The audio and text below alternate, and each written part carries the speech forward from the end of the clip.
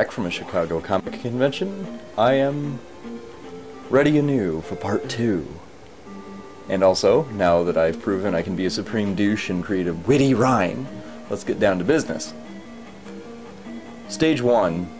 Zelda 2 does a fabulous job of introducing you to what you'll be dealing with.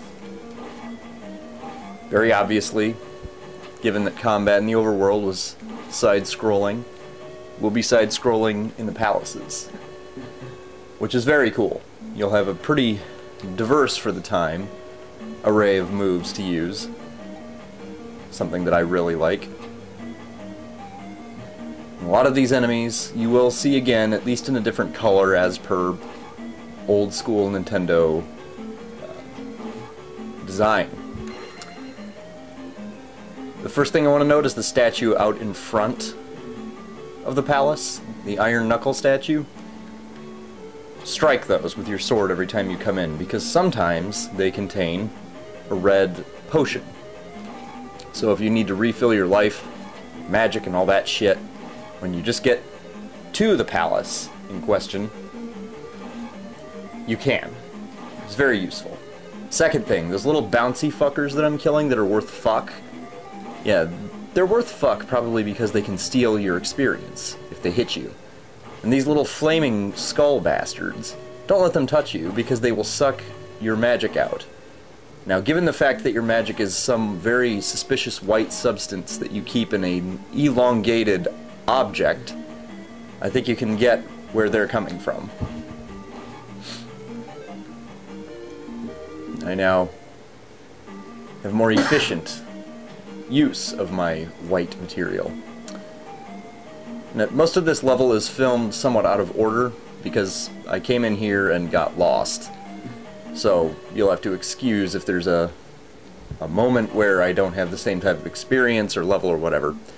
It was just cutting this all together for simplicity. I assure you, level 2 is in order. And just run from these creepy fucks. They don't give you much experience, and you can't really even kill them at the moment anyway. And also, don't get your ass kicked by those little blob guys. It's just humiliating. I could not get that. The idea is to jump in front of it and land ducking and slash, and you'll get it. And by God, I did get it eventually. And this guy loves to throw his maces, which you can't block. But it's not too difficult to see where the break is in his throwing pattern. He has the usual, I can only have 3 shots on the screen at once thing going on, and, well, you just slide in at that moment. You fight your first Iron Knuckle directly after him. These are very cool fights, because your shield actually blocks, his shield actually blocks, all of that business.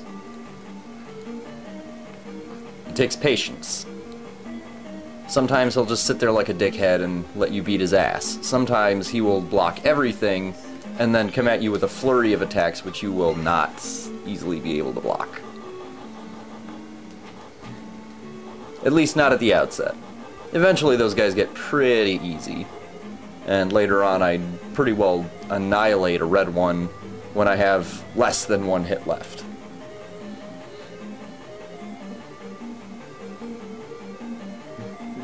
And here's the I fucked up part. See, these guys are basically an Iron Knuckle that's static. They'll never block low, so just duck and slash at the appropriate time. You have to wait a brief second and keep pushing forward against them.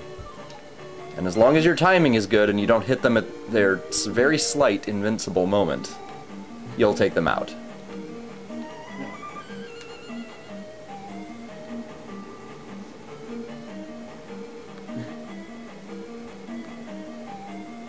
Don't get used to having the little laser thing come out of your sword. Not only does it blow asshole in this game, it's nearly impossible to always maintain full life, unless you're one of those crazy bastards who plays video games more often than he should. As I occasionally say, this is mostly just a casual everyman sort of thing. This is definitely not to say how big my CAC is. It's just Not worth my time to do something like that. See? Those statues can save your life in these temples.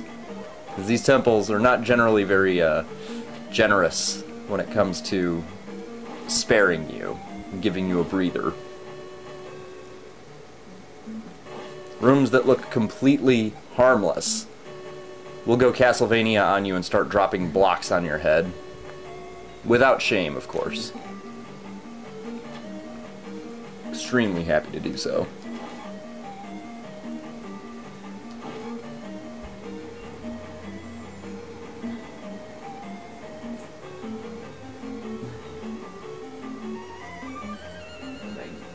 Occasionally you will find a fairy that will not spawn in, so be aware of when you're picking her up. You think of her as a quickie. It's there, you have it for a couple of seconds, couple of minutes, whatever, and then it is gone. Choose the moment wisely.